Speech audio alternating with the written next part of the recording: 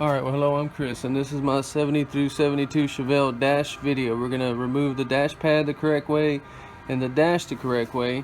And since I don't have anything in the car, it's going to make it real easy to show you how to get yours out. Now you see the center AC heater control delete. There's another video giving you a real simple idea how to do that. And I actually like that so much now that I'm going to leave it like that until I get the vintage air in the car.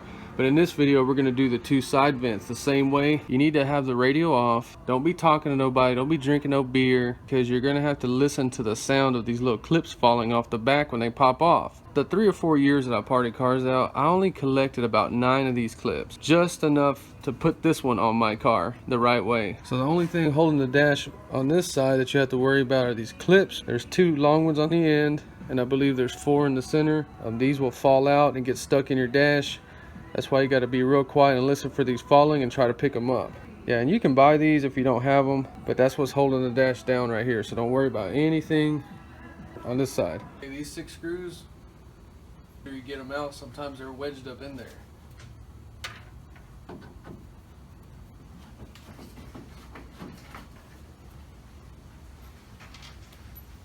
Now you just make sure you got all the screws, lift up right here, just pull it back. Here are the clips. That's it. See, one's missing, 2's missing. I had just put this dash on there, and pulling it off, I'm missing 2 clips. So let's find them. Even on a car with no parts on it, I don't even know where they went. I heard them fall, but I have no freaking clue where they went. So the dash has 7 screws holding it in place. 4 on this side, 3 on the other side. One's back here, right here, and then one is under here.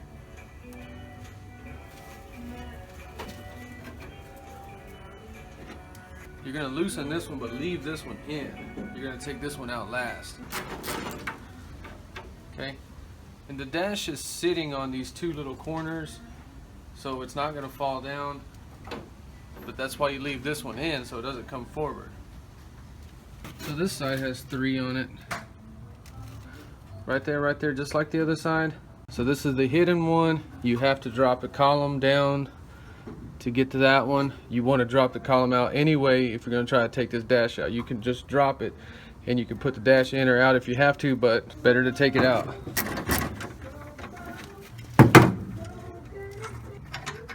Okay, and then the other 2, just like the other side. And be careful to take anything off that may be connected also. Like, see, these speaker things are connected. Now the reason you take the whole dash out with the wiring harness is because there are grounds onto that dash frame. And that's why a lot of people just always cut them off. That's really not what you want to do. Watch my dash video to get an idea where those grounds are. Pretty easy to take one out with no wiring and stuff on it, but if you're taking one out with wiring, you really need somebody there to help you, because the dash likes to shake like that, and you could possibly bust it. So everything's off except this one. This is all I do. Hold it right here, right here, and right here, or right here. It just comes forward. Take it out. One thing that people always do is they seem to just take that vent out and just throw it in the trash. If you take that vent out, even if you're not running AC, you're gonna have 2 holes in your freaking dash, so you gotta have that plastic vent right there. I think Vintage Air actually uses this, so you want to have these. They're always busted. Okay, so I'm pretty sure this is off of a 69 Chevelle. Make me an offer if anybody's looking for one of these. I don't think you can buy these. Okay, so that's why I was talking about those clips, because I'm not even joking. I've been looking for it for 15 minutes and I can't find it. So remember, 2 were missing. We found the long one. I still can't find this one in the car. I had an extra one, so just letting you know, I'm not joking whenever these get lost. They kind of clip on, see they come off. Push them in, pull them down, and they'll clip. They'll usually clip. So if these damn clips want to freaking hold in place, let's figure out how to do this. Bend these in. See, like that. There you go. All right, that's how you do it then. Okay, this one, just bend the whole front down. I don't know, that one's a little more tricky, but whatever. Okay, so let's just modify this vent real quick to do a delete, just to see what it looks like. Just using some old binder, plastic dipping it. The correct way to plastic dip is just light coats.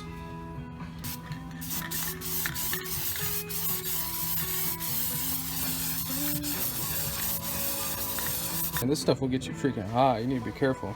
We're gonna just glue it back together, and we're gonna grind that off.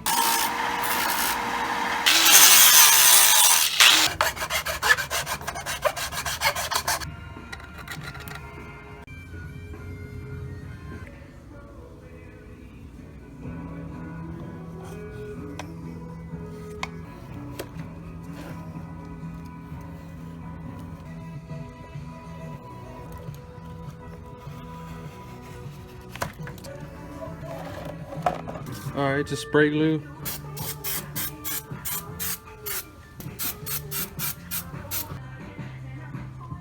Just make sure there's no bubbles. All right, so we can trim it if it's too big, but I'm gonna go ahead and make the other one. I like that now.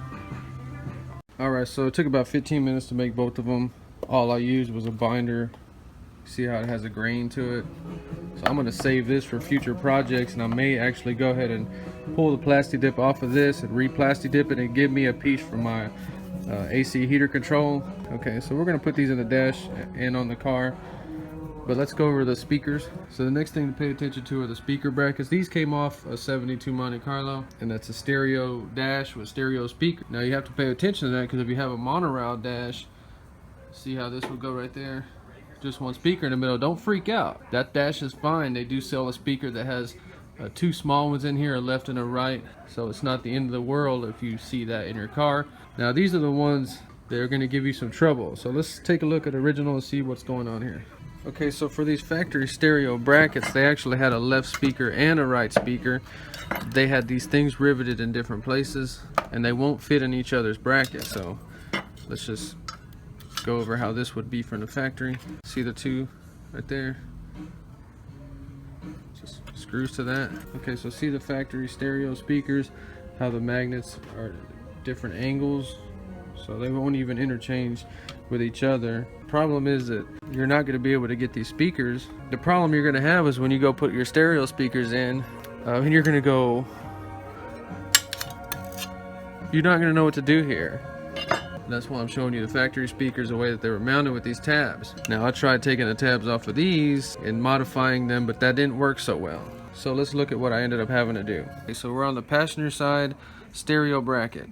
You see how I had to cut it out a little bit to get the new speaker to fit in there? The plugs have to go right here, so it's like somewhere in here, right? So I had to make these little brackets out of some galvanized stuff. We're using these brackets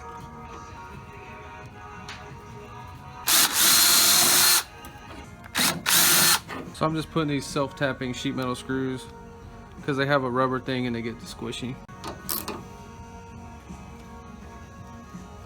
Okay. What I'm also doing here is I'm putting these in here to make sure that the dash is going to fit.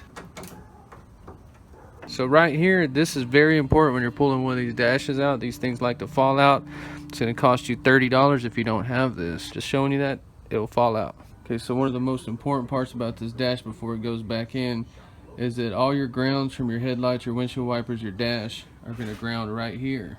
See how the headlight thing, this is actually a little strap that rusted off. See how it goes in right there?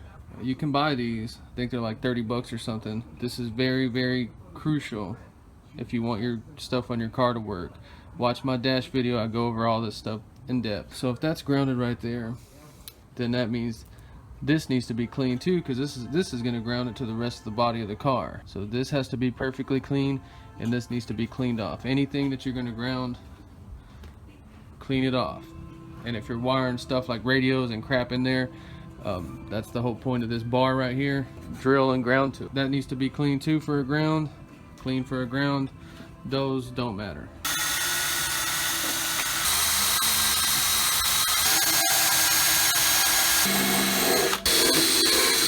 So let's go ahead and put the vents in.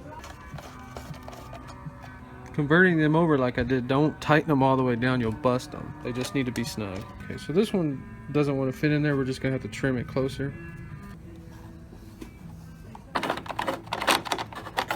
Firewall insulation, that's just a factory reproduction. It's pretty expensive just for that one piece, but you gotta have it just the way it's all cut out and all detailed around the steering column. There is another insulation that goes up there. You can kind of see some residue where the old one was. That's called like a under dash insulation. It's separate from that piece. So there's two that go under the dash. Okay, so we're gonna install the dash now. It'd be the same if it had wiring on it or not. Get somebody to help you if you're gonna try to put it in there fully assembled. It's pretty heavy. The main thing is make sure your steering column is dropped all the way down or out. Cannot have that steering column in there when you put that. So the dash has 7 screws, 4 like that, 3 like that. You're just gonna set it in there like this on those 2. That's it.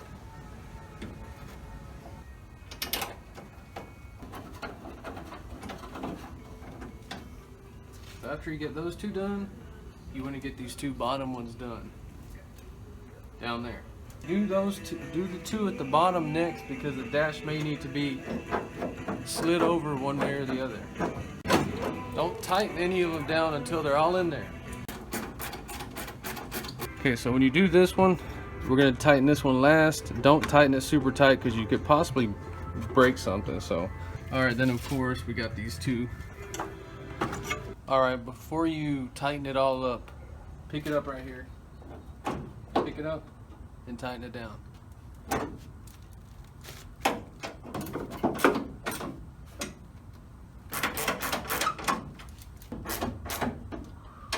Just snug this one. See, it's solid. Now we got to put the dash cap back on. Remember those clips.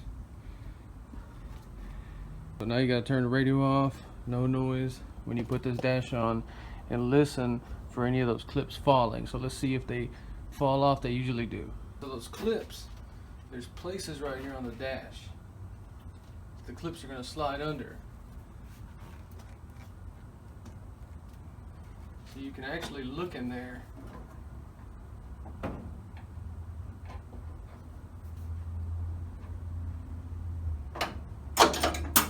Bitch. I'm gonna look in there and see them. Okay, but you can look in there and see them line up. But this one did fall out. I'm just gonna leave it out. We're just gonna put those 6 screws back in. Just snug, not too tight.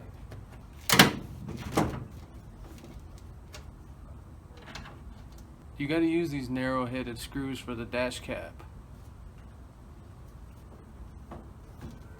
Okay, so that's how you're going to put the dash and dash pad in there. It's a million times harder when you have the wiring and the instruments and everything on there. It's just so heavy. But I just wanted to do a quick demonstration. Okay, so those AC vents that I did and the center delete actually looks really good like that. I'm just going to leave it in there just like this until I get the vintage air. I'm probably going to get used to it. I'm probably going to have people asking me a lot of questions like, where'd you get those? Was that factory? And I'm going to be like, yeah, it was. Let me know what you think about those AC vents on the side. But usually you have a vent that looks like that. That looks bad. These are very expensive. And then you got the center vent. So it's just giving you an idea how to delete the AC vents from your car. And it looks legit. If I seen somebody pull up like that, I would kind of be like, damn, is that like a factory deleted AC car or something, you know? Anyway, yeah, I might just leave that dash black and not even ever silver leaf it. So let's look at the other dash for my car. So this is the dash that's for my car. They both look exactly the same. The other one's just dusty. They're both restored, but you can see my vents that I did in the other video. How these are the fancy vents you could shut off. And so if you're trying to get some vents to look good, but like I said, I know these are upside down, but there's a picture of them like this in the assembly manual, in the 70 assembly manual. That's why I put them in there like that. But just go check that video out if you're trying to do your vents, because these were old nasty ones like I just showed you earlier, and I restored them. Okay, so I still have to silver leaf this dash. I actually have no idea how I'm gonna do that one. That one almost seems impossible to do. But the questions I want to ask the Chevelle people out there is, what is your opinion, being 2016, about running an aftermarket radio right here? Because I got some thumbs down on my cutting the radio hole out on the dash. The dash was already screwed up. You have to cut it out. What are you going to do? And that's why I made that other dash with the radio holes, and now I actually want one of the new dashes with the chrome around it. So these were original vents that I restored. Dash does look a lot better with vents. Just check those old videos out I made. They're kind of hard to watch, but give you an idea. What's people's opinion on the radio? I mean, how can you get mad at me for doing that because the dash was busted? Okay, so I think they both have their pros and cons, but for now I'm gonna use this one. So the vents actually make the dash look cool, but whenever you have everything blocked off like that, it actually does kind of give it a good look. I don't know, I think that if you're gonna block it off, you gotta block everything off. Well, that's it for the video. Just wanted to give you an idea what to expect when you're going through the dash. If you enjoyed the video, please like and subscribe. Thanks for watching.